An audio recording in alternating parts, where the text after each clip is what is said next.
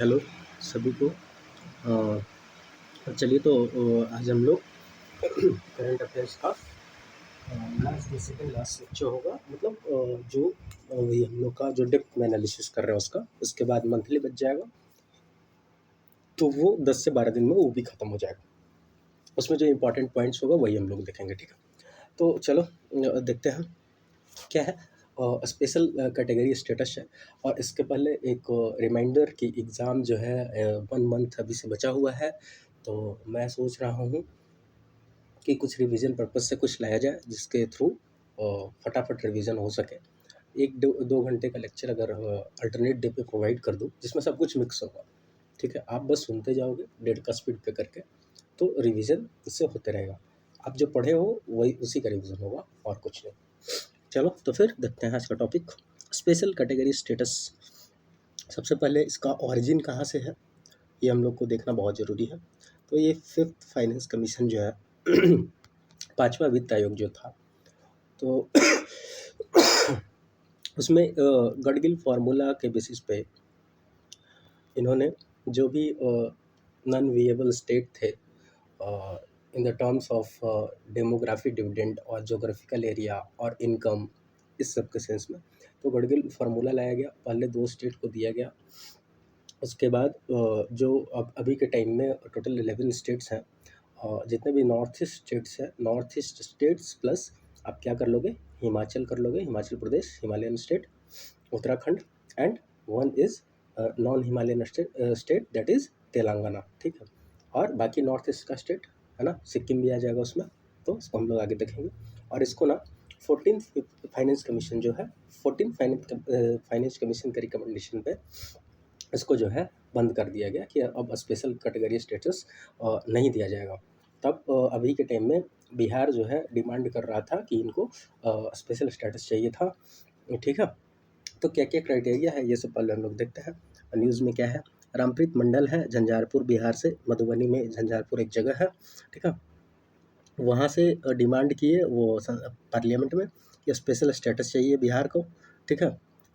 लेकिन 2024-25 बजट में central government ये बोला कि फाइनेंस कमीशन जो है रिफ्यूज़ कर दिया है स्पेशल स्टेटस देने से बिहार और आंध्र प्रदेश को इन फ्यूचर, मतलब नहीं मिलेगा अब, ठीक है। तो इसी को बताया गया। देखो स्पेशल कैटेगरी स्टेटस जो है 1969 में इंट्रोड्यूस हुआ था, हमने देखा कि on the recommendation of finance commission, है ना। It is a classification granted by the central government national development council to the assist development of the states, state का विकास के लिए, ठीक है। क्या क्या फार्मूला है, क्राइटेरिया क्या है, गडगिल जी जो दिए थे, DR गडगिल। तो देखते हैं, हिली एंड डिफिकल्ट टेरेन, बिहार इसके लिए था, एप्लीकेबल था। लो पॉपुलेशन, थोड़ा बहुत मतलब ऊपर वाला एरिया में, low population density and sizeable share of tribal population, no, again this was not, ये नहीं है। Strategic location along the international border, yes ये है, नेपाल है हम लोग का bordering state. Economic and infrastructure backwardness, इसमें तो बहुत आगे हम लोग, ये तो सबसे इंपॉर्टेंट है। Non viable nature of state finances, it's also, क्योंकि इंडस्ट्री नहीं है हम लोग के पास, मिनरल्स एंड रिसोर्सेज नहीं है, तो यही है। हिली एंड डिफिकल्ट टेरेन में थोड़ा बहुत आ जाएगा, ठीक है, लेकिन ये नहीं था। लो पॉपुलेशन डेंसिटी नहीं है, सीजेबल शेयर ऑफ ट्राइबल पॉपुलेशन नहीं है बिहार के पास। सबसे ज़्यादा ट्राइबल पॉपुलेशन कहाँ है बिहार में, तो वेस्ट चंपारण में, ओके। देखो यही दिया हुआ है गडगिल फार्मूला पे। देखो सेंटर इसमें ना जितना भी सेंट्रल स्पॉन्सर स्कीम होता है, जैसे सेंट्रल स्पॉन्सर स्कीम मीन्स कि सेंट्रल जिसको स्पॉन्सर कर रही है, तो उसके बेसिस पे रेशियो होता है, जैसे कि 60-40, 60 जो होगा शेयर वो सेंटर का होगा, 40 जो है स्टेट का होगा। लेकिन इसमें ना 90% जो है वो सेंटर स्पॉन्सर करती है, ठीक है। तो यही चीज़ यहाँ पर दिया हुआ है। अनस्पेंड मनी डज नॉट लैप्स, ये देखना अगर ऑप्शन बना दिया जाए, हालांकि हमको नहीं लगता कि इससे क्वेश्चन बनने वाला है, लेकिन फिर भी देख लो, बन सकता है क्योंकि बहुत न्यूज़ में था। तो डज नॉट लैप्स, जो फंड अनस्पेंड जो मनी है ना वो लैप्स नहीं करेगा, ठीक है। और other significant concession also provided to states, जैसे कि कॉर्पोरेट टैक्स में, कस्टम ड्यूटीज़ में कंसेशन दिया जाता है, ठीक है। Around 30% of the centre's gross budget also goes to them, ठीक है। 30% सेंटर्स का ग्रॉस जो बजट है वो लोग को जाता है।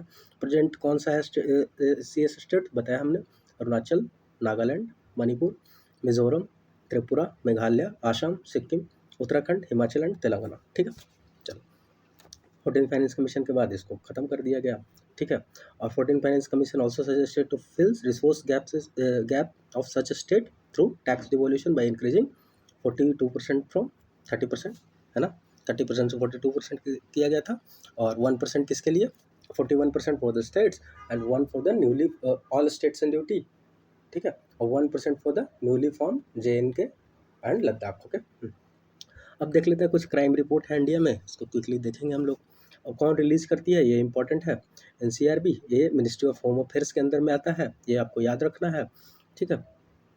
तो 2022 के लिए निकालती है दिसंबर 2023 में, ठीक है। तो क्राइम रेट पर लाख पॉपुलेशन डिक्लाइन किया है, ठीक है। 445.9 था, 445.9 था पर लाख पॉपुलेशन, ओके, से कहाँ पे 422.2 लाख पे आ गया है, ठीक है। इतना केसेस रजिस्टर्ड हुआ है 4,45,256। क्राइम अगेंस्ट वुमेन वे रजिस्टर्ड ड्यूरिंग 2022। क्राइम पर lakh women population was 66.4 in 2022। Delhi register किया है highest rate of crime against women, सोचो भाई, नेशनल कैपिटल है। While the Uttar Pradesh leads in crime against women in absolute manner, ठीक है, एब्सोल्यूट मैनर में Uttar Pradesh lead करता है। टॉप 3 स्टेट कौन कौन सा है, राजस्थान, मध्य प्रदेश एंड तेलंगाना।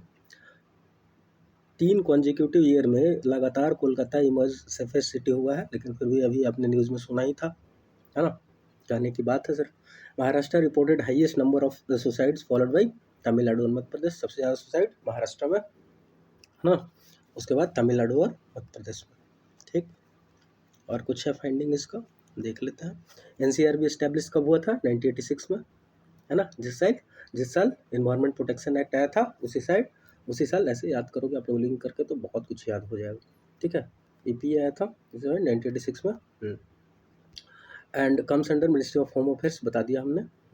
NCRB कौन सा रिपोर्ट करती है, crime in India, accidental death and suicide in India, prison statics in India, report and missing women and children, ठीक। नेक्स्ट टॉपिक इज COP28, कहाँ हुआ है ये, तो COP28 कहाँ हुआ है, ये हुआ था हम लोग का UAE में, दुबई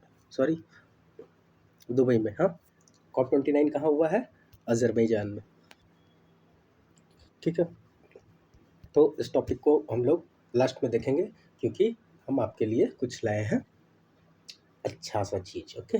तो COP28 बाद में, मतलब लास्ट में इसी को हम लोग करेंगे, ठीक है। आगे बढ़ते हैं।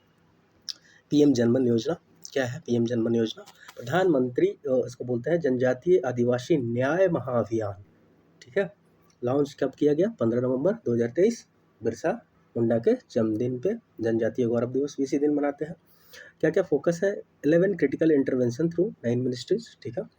2023-24 से 2025-26 तक का होगा। टोटल आउटले कितना है, 24,104 करोड़ रुपया, ठीक है। ऑब्जेक्टिव क्या है, प्रमोट करना है, टू इम्प्रूव करना है क्या, socio economic condition of PVTs particularly vulnerable tribal group, है ना। तो मैंने बताया था इसमें क्या क्या है, लिटरेसी है, एजुकेशन है, PVTs का जो क्राइटेरिया है, इकोनॉमिक बैकवर्डनेस है ना, ये हम लोग ने देखा था। और 75 PVTs थे, नोटिफाइड थे, है ना, ये भी देखा था हम लोगों ने। तो स्कीम क्या है, क्या क्या चीज़ पे फोकस करता है, पक्का हाउसेज चाहिए उनको, पाइप्ड वाटर सप्लाई देना है, connecting road, construction of hostel, vocational education and skilling, provision of 0.3 kilowatt solar of grid system, installation of mobile towers, construction of multipurpose centre, ठीक है। एक फॉरेस्ट कंजर्वेशन अमेंडमेंट बिल आया है, तो जैसे bill है ये एक्ट बनेगा तब इम्पोर्टेंट है, ऐसा तो इम्पोर्टेंट है नहीं, इसमें कुछ नहीं है, इसमें यही बोला गया है लैंड जो है जो नॉन फॉरेस्ट में चेंज कर दिया गया था 12 दिसंबर 1996 के पहले, तो उसको फॉरेस्ट में काउंट नहीं करेगा, फॉरेस्ट इसमें, ठीक है। इसमें हाँ sorry, not apply to land change from forest to non forest on, इसके पहले तो हमको नहीं लगता। फॉरेस्ट कंजर्वेशन एक्ट याद कर लोगे, 1980 का है और कुछ इंपॉर्टेंट नहीं है। कास्ट बेस्ड सर्वे हुआ था, बिहार गवर्नमेंट की थी कास्ट सर्वे, ठीक है। टोटल रिजर्वेशन इससे 75% पहुँच गया था, SC 20, ST 2%, 25% EBC, 80% OBC और 10% EWS। इस रिपोर्ट के अकॉर्डिंग अब इसको तो पास डाउन भी कर दिया गया, जो रिजर्वेशन दिया गया था उसको पटना हाई कोर्ट के द्वारा, आप थोड़ा डेट याद कर लोगे, मैं आगे शायद इसमें दिया हुआ। According to this report total population in Bihar is 13.07 crore, याद रखोगे आप कितना, 13.07 करोड़। 36.01% कितना है, एक्सट्रीमली बैकवर्ड है। 27.13% बैकवर्ड क्लासेज है। 19.6% क्या है, शेड्यूल कास्ट है। और 15.52% अनरिजर्व्ड है, ठीक है। 15.52 one reserve, 1.68 schedule tribe. Okay, Bihar government had said this is a not full scale census, इसे सोशल सर्वे है एक तरह। सेंसस किसका पार्ट है, 246 का। पॉपुलेशन किसका पार्ट है, कंकरेंट का। लास्ट टाइम सेंसस कब हुआ था एसईसीसी, तो ये socio economic caste based census 1931 में। इंडिपेंडेंस के बाद एक बार 2011 में किया था इन्होंने सोशियो इकोनॉमिक कास्ट सेंसस, लेकिन इसका अभी तक के डेटा जो है रिलीज नहीं किया गया। एक बार देख लेते हैं क्विकली। यादव कितने हैं, 14.26%। I think this is highest population, ठीक है। यादव डोमिनेट करते हैं। ओके, रविदास 5.2, कोयरी 4.2, ब्राह्मण 3.65, राजपूत 3.45, मुसहर 3.08, भूमिहार 2.86, खुरमी 2.8। खुरमी भूमिहार एक ही है करीब करीब, मतलब उनका पॉपुलेशन का परसेंटेज। मल्लाह 2.60, बनिया 2.3, कास्ट 2.65, 0.60। तो सबसे कम कास्ट, सबसे ज़्यादा यादव, ठीक है। ओके, ये लोग भूमिहार को ब्राह्मण में क्यों नहीं डालते यार, है ना। यहाँ पे होना चाहिए दोनों मिलाकर, चलो ठीक है, अलग ही पहचान है। तो सेकंड बैकवर्ड क्लासेस कमीशन, मंडल कमीशन कॉन्स्टिट्यूटेड 1979, रिपोर्ट सबमिट किया था और 1980 में इम्प्लीमेंट किया गया। 1990 में और 1980 में सॉरी रिपोर्ट सबमिट किया और इम्प्लीमेंट किया गया। 1990 में एस्टिमेटेड ओबीसी पॉपुलेशन कितना था उस समय, 52%, है ना। और on this survey Bihar government increase reservation 50% से 50% से 75% कर दिया था, लेकिन 20 जून 2024 को पटना हाई कोर्ट जो है made it null and wide. इसके बाद सुप्रीम कोर्ट भी इस पर स्टे लगाने से मना कर दिया। यही है, देखो ये इंपॉर्टेंट है। नारी शक्ति वंदन अधिनियम 106 संविधान संशोधन कॉन्स्टिट्यूशनल अमेंडमेंट एक्ट से आया। उसके कौन सा बिल था ये, 128, ठीक है, कॉन्स्टिट्यूशनल अमेंडमेंट बिल था। ये 33% रिजर्वेशन मैंडेट करता है, किसमें, लोकसभा और लेजिस्लेटिव असेंबली में, नॉट इन राज्यसभा का, और दिल्ली असेंबली में भी होगा, ठीक है। इट ऑल्सो सर्व रिजर्व्स, क्या रिजर्व करता है, 1/3 seats of the women with in the existing SC/ST reservation. ऐसा नहीं है कि अलग से जितना SC/ST में है रिजर्वेशन, उसी का 33% वुमेन को मिलेगा, ठीक है। Seats will be reserve on a rotational basis and reservation will be reviewed after 15 year of implementation and parliament by law will decide on reservation. 15 years होगा, 15 ईयर्स तक के प्रोविजन दिया गया है रोटेशनल बेसिस पे, ये याद रखोगे आप। सीट कैसे होगा, रोटेशनल बेसिस पे होगा। आगे देखते हैं, इसमें आर्टिकल 330A और 332A, है ना। 330 क्या बोलता है, रिजर्वेशन इन द लोकसभा, है ना। और इसमें 332 में क्या बोलता है, रिजर्वेशन इन द किसमें है, लेजिस्लेटिव असेंबली में है ना। तो ये दोनों दिया गया है। और आर्टिकल 170 जो क्लाउज 3 है, ठीक है। तो ये अच्छा, 330 में शेड्यूल कास्ट और शेड्यूल ट्राइब के लिए है ना, रिजर्वेशन लोकसभा में। और 332 में 332 में क्या है, शेड्यूल कास्ट और शेड्यूल ट्राइब के लिए विधानसभा में, मतलब लेजिस्लेटिव असेंबली में, ठीक है। आर्टिकल 170 सब क्लास 3 और 82 टू बी अमेंडेड। ये 82 क्या है, रीएडजस्टमेंट आफ्टर ईच सेंसस, है ना, रीएडजस्टमेंट आफ्टर ईच सेंसस। हाँ चलो, तो ये देख लिया हमने। ओनली 2 जो MP थे IMM के, वही लोकसभा में इसको अपोज किया, एंड 400 जो 454 MP जो है सपोर्ट किए इसको। राज्यसभा में भी पास हो गया ये बिल, है ना। तो बन गया एक्ट, है ना। G20 का डिक्लेरेशन क्या है, तो ये देख लेते हैं थोड़ा। रशिया यूक्रेन वार पे all state must act in line with UN charter के, joint road map for crypto asset regulatory network, creation of working group and women empowerment, establishment global digital public infrastructure, मतलब इसको mains में लिखने में बहुत काम आएगा, याद कर लेना आप। Global digital public infrastructure, triple renewable energy capacity by 2030 तक तिगुना कर दो, है ना। और क्या है, एग्रीमेंट है UNGA, not important to remember. Inclusion of African Union आपको पता ही होगा। ग्लोबल बायोफ्यूल अलायंस ये आपको पता ही होगा। Green hydrogen innovation centre to be establish along with ISA. हाँ, G20 founded in 1999 after African Asian financial crisis, है ना। पहले फाइनेंशियल सिरपा होता था, है ना, बाद में बाकी सब चीज़ को भी इंक्लूड कर लिया गया। मतलब फाइनेंशियल जो बैंकर्स हैं वो मीट करते थे, फाइनेंस मिनिस्टर मीट करते थे। अब जो हम लोग का इम्पोर्टेंट क्या है, तो पीएम विश्वकर्मा स्कीम जो है आज, उसके बाद हम लोग COP28 पे चलना है, याद रखना, तो भूल ना जाए। Launch on the occasion of कौन, विश्वकर्मा जयंती कब किया गया, विश्वकर्मा जयंती के ओकेजन पे किया गया। अच्छा, अभी ना इसमें करंट डेवलपमेंट है कि जो 2 मिलियन पीपल, ठीक है, मतलब 20 लाख पीपल अभी तक के एप्लीकेशन सक्सेसफुली रजिस्टर्ड हो गया, ठीक है। एप्लीकेशन हैज़ सक्सेसफुली रजिस्टर्ड, याद रखोगे आप लोग, ठीक है। 2 लाख, ठीक, काम आएगा आपको आगे। नोडल मिनिस्ट्री कौन सा है, ये इंपॉर्टेंट है, MSME है, ministry of micro small and medium enterprises. Duration कब से कब है, 23-24 से 27-28, ठीक है, 23 से 5 आप 28 याद रखोगे, है ना। सेंट्रल सेक्टर स्कीम है, ये इंपॉर्टेंट है, क्या है, central sector scheme, central sector scheme है। एज ऑफ नाउ 13,000 करोड़ जो है initially outlay and encompasses 18 traditional centre, ठीक है। आगे देखें। अच्छा, क्या क्या ऑब्जेक्टिव है इसका, है ना, ये देखते हैं।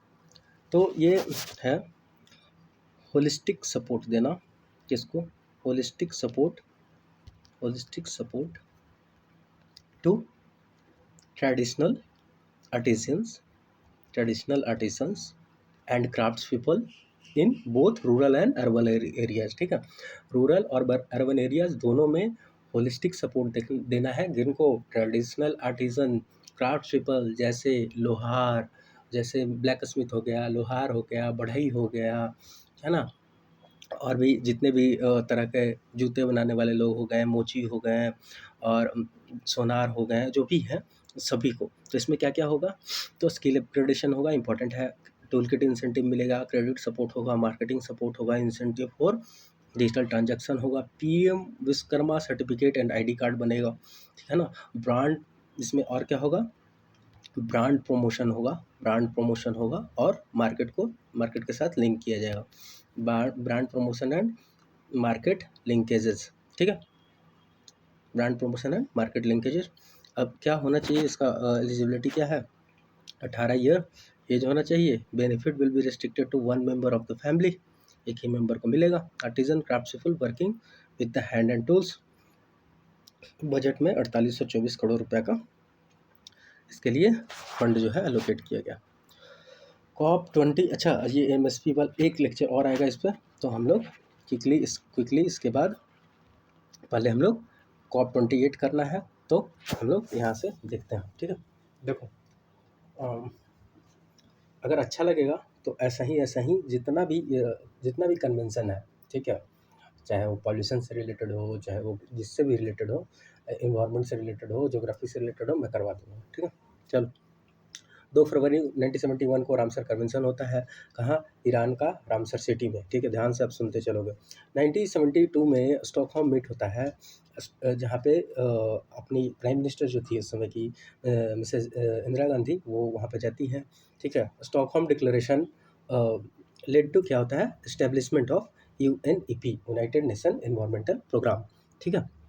कहाँ पे हेडक्वार्टर है यहाँ पे इसका, UNEP का, तो नायरोबी में। Nairobi is the capital of Kenya, okay. अब जब वहाँ से आती है मिसेज इंदिरा गांधी, तो यहाँ पे क्या आता है, उसके बाद सबसे पहले WPA 1972, wild life protection act 1972, जिसके थ्रू आगे प्रोजेक्ट टाइगर 1973 में आएगा। टाइगर क्या है, नेशनल एनिमल है, आपको ही पता है, और उसको कॉन्स्टिट्यूशनल प्रोविजन फॉर इन्वायरमेंट बाद में लाया गया, ठीक है। चलो आगे चलते हैं, बढ़िया आगे। देखो 1972 हो गया, और उसके बाद 1979 में लिमिट्स टू ग्रोथ थ्योरी दिया जाता है, किनके through, limits to growth theory दिया जाता है, एक तरह का पेसिमिस्टिक मॉडल ऑफ थ्योरी है, ठीक है। ऑप्टिमिस्टिक और पेसिमिस्टिक समझते हो ना? ऑप्टिमिस्टिक जैसे कि जो वेस्टर्न कंट्री है ना, हम लोगों को पेसिमिस्टिक बोलती है कि हम लोग भगवान पे ज़्यादा भरोसा करते हैं, ठीक है? और उस उन्हीं के थ्रू जैसे बाढ़ आ गया, तो बोलेंगे कि मतलब भगवान का मतलब ये था, कहर बरसा, ऐसे बरसा और कुछ भी डैम बना लो, कुछ भी कर लो, जब भगवान चाहेंगे तो सब टूट जाएगा, है ना? ऐसा। लेकिन the western countries think they are so optimistic और उन लोग साइंस एंड टेक्नोलॉजी पे ज़्यादा बिलीव करते हैं। तो ये पेसिमिस्टिक मॉडल है मतलब लिमिट्स टू ग्रोथ थ्योरी, जिसपे बताया गया है कि how human will cause their own end by 2022, लेकिन वो तो पार हो गया अभी, ठीक है ना? तो लिमिट्स टू ग्रोथ थ्योरी कौन दिया? क्लब ऑफ रोम दिया, ठीक है? अब 1972 से 1982 कितना हो गया? 10 साल। तो 10 साल 10th एनिवर्सरी ऑफ यूएनईपी, है ना? 1985 में वियना कन्वेंशन होता है, ठीक है? उसके बाद 16 सितंबर 1987 को मॉन्ट्रियल प्रोटोकॉल, 16 सितंबर 1987 को इसी दिन ओजोन मनाते हैं, ओजोन डे 16 सितंबर को। उसके बाद किससे रिलेटेड है? O3 प्रोटेक्शन से। उसके बाद आ जाओ टाइमलाइन में आगे बढ़ते हैं। 1987 ये इंपॉर्टेंट है, जेपीएससी क्वेश्चन पूछ चुकी है, इसलिए मैं इसको लेके आया हूँ। ब्रंटलैंड रिपोर्ट आता है 1987 में, आवर कॉमन फ्यूचर के नाम से, ठीक है? ये ब्रंटलैंड कमीशन जो है world commission on environment and development पे है। ब्रंटलैंड कमीशन किस पे है? World commission on environment and development. Publish किया एक रिपोर्ट, है ना, आवर कॉमन फ्यूचर के नाम से, इसी को ब्रंटलैंड रिपोर्ट बोलते हैं। In which it give the concept of sustainable development, ठीक है? सस्टेनेबल डेवलपमेंट का कंसेप्ट ब्रंटलैंड रिपोर्ट जो है 1987 से आता है। इसमें कंसेप्ट ऑफ सस्टेनेबल डेवलपमेंट दिया गया। सस्टेनेबल डेवलपमेंट गोल नहीं, गोल आगे आएगा, देखेंगे हम लोग, ठीक? अब देखो आईपीसीसी 1988 में बनता है ना? Inter governmental panel for climate change, okay? IPCC, IP triple C establish हुआ 1988 में, किसके द्वारा? डब्ल्यूएमओ और यूएनईपी। आईपीसीसी, डब्ल्यूएमओ और यूएनईपी, ठीक है? 1992 में ग्लोबल एनवायरनमेंट फैसिलिटी बनता है, ठीक है? इसमें फंड जो है वो जमा किया गया और ये वर्ल्ड बैंक इसको हैंडल करता है, आप लोग याद रखोगे। अब देखो इंपॉर्टेंट यहाँ से शुरू होता है, रियो अर्थ समिट, ठीक है? 5 जून को हम लोग एनवायरनमेंट डे बनाते हैं, ठीक है? 1992 में रियो अर्थ समिट होता है, ठीक है? रियो अर्थ समिट 1992 में होता है ना? हाँ, आगे देखते हैं। थोड़ा सा आईपीसीसी के बारे में जान लेते हैं, उसके बाद हम लोग यूएनएफसीसी की तरफ बढ़ेंगे। मेजर वर्क क्या है आईपीसीसी का? एक एक तरह का इंटर गवर्नमेंटल ऑर्गेनाइजेशन है, मतलब बहुत सारी गवर्नमेंट मिलकर बनाई है, जो providing world with the objective of scientific view on the climate change as well as its socio economic impact. क्या क्लाइमेट चेंज का स्टडी साइंटिफिक व्यू देगा, ठीक है, ऑब्जेक्टिव देगा और सोशियो इकोनॉमिक इम्पैक्ट को बताएगा। मेजर वर्क क्या है आईपीसीसी का? तो एक्सेस, क्या एक्सेस करना है? Risk of human induced climate change, मतलब ह्यूमन के थ्रू कितना रिस्क हो सकता है क्लाइमेट चेंज पे उसका, और पोटेंशियल इम्पैक्ट, क्या प्रभाव पड़ेगा इसका, इम्पैक्ट क्या होगा आगे के फ्यूचर में, है ना? Possible option of the prevention and mitigation, कैसे उसको कम किया जाए, है ना, और रिमूव किया जाए। The work of IPCC to produce report so that UNFCC can work to stabilise GHG emission, green house gas emission को स्टेबलाइज कर सके। तो आईपीसीसी का मेन काम क्या है? रिपोर्ट प्रोड्यूस करना, ठीक है? आपसे पूछ देगा कि IPCC is a organisation that can take action to, no, सिर्फ रिपोर्ट प्रोड्यूस करना इसका काम है, जिससे कि यूएनएफसीसी जो है वो स्टेबलाइज कर सके ग्रीन हाउस गैसेस को, एमिशन को, ठीक है? चलो आगे देखते हैं हम लोग। देखो रियो अर्थ समिट, ठीक है? रियो कहाँ पे है आपको पता है? ब्राज़ील में, रियो डियो जेनेरियो जिसको बोलते हैं, है ना? तो रियो अर्थ समिट में 3 ऑर्गेनाइजेशन बन के आता है। One is UNFCCC, another is UNCCD, another is UNCBD. UNCCD to combat desertification, UNFCCC united nation fund for climate change, है ना, forum for climate change. UNCBD united nation इसके लिए बायोलॉजिकल डाइवर्सिटी के लिए, है ना? तो चलो देखते हैं इसको, पहले यूएनएफसीसी को देखते हैं। देखो यूएनएफसीसी जो क्या बोलते हैं इसका, हाँ इम्पॉर्टेंट क्या क्या है इसमें? देखो इसमें है कार्बन क्रेडिट है, एक कार्बन ट्रेड है, एक क्लीन डेवलपमेंट मैकेनिज्म है, एक कोयोटो 1 है, एक कोयोटो 2 है, जो कि दोहा एग्रीमेंट के दोहा एग्रीमेंट में आता है, ठीक है। इम्पोर्टेंट क्या है, 2015 का COP21 पेरिस में जो होता है, जिससे इंटरनेशनल सोलर अलायंस फ्रांस में, है ना। और अभी का हम लोगों ने देखा COP20 कैटोविस 2018, बॉन 2012, COP27 इजिप्ट, COP28 यूएई अभी हम लोगों ने देखा, अभी हम उसके बारे में पढ़ना भी है ना। COP29 अजरबैजान में भी होगा। तो ये कॉन्फ्रेंस ऑफ पार्टीज़ है। अब कॉन्फ्रेंस ऑफ पार्टीज़ में क्या क्या होता है, तो देखो कॉन्फ्रेंस एंड पार्टीज में ना साइंटिस्ट होते हैं, मिनिस्टर्स होते हैं, ब्यूरोक्रेट्स होते हैं और एनजीओ होते हैं, ये सब मिलके और कॉप को कंक्लूड करते हैं, ठीक है। अच्छा, सीबीडी क्या है, कन्वेंशन ऑफ बायोलॉजिकल डाइवर्सिटी, ये क्या बोलता है, देखो एक इंडिया में हुआ था कॉप 2011 में शायद, तो ये सीबीडी से था, ठीक है।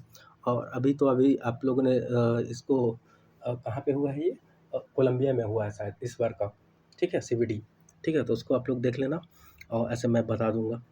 आई होप कि नागोया काटाजीना आईची जो है बायोडाइवर्सिटी टारगेट इसी से है, इसको भी हम लोग देखेंगे।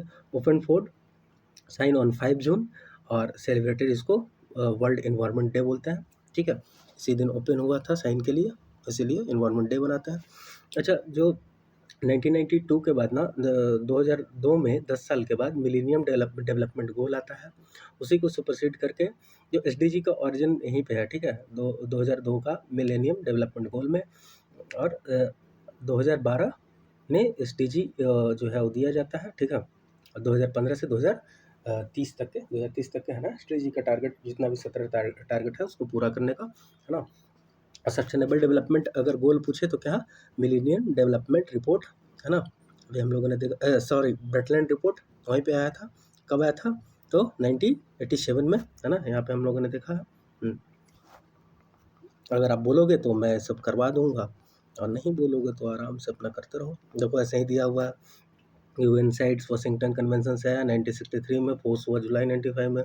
क्या है, international trade in endangered species and flora and fauna है, ये तो मैं आपको बता भी चुका हूँ। 3 अपेंडिक्स इसका, अपेंडिक्स 1, अपेंडिक्स 2, उसको इजली मैनर में मैं करवा दूंगा अगर आप चाहोगे तो। अच्छा, एक चीज़ और देख लो, और क्या करवा सकता हूँ मैं।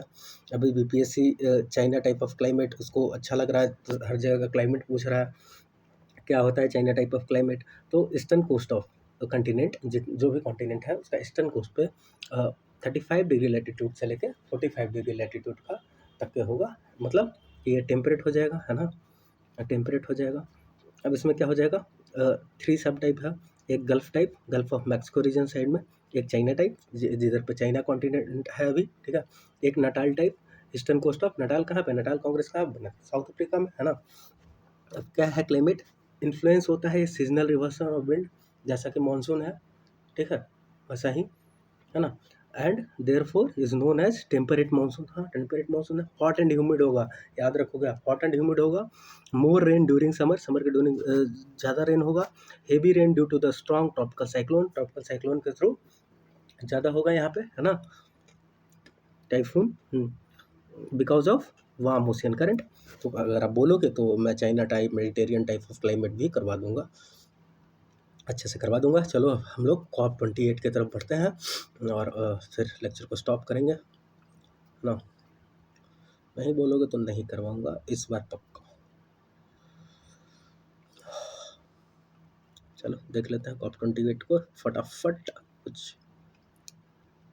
चलो, ये तो देख लिए, यूएई दुबई में हुआ है 12 दिसंबर तो इस बार वाला, अजरबैजान में COP29।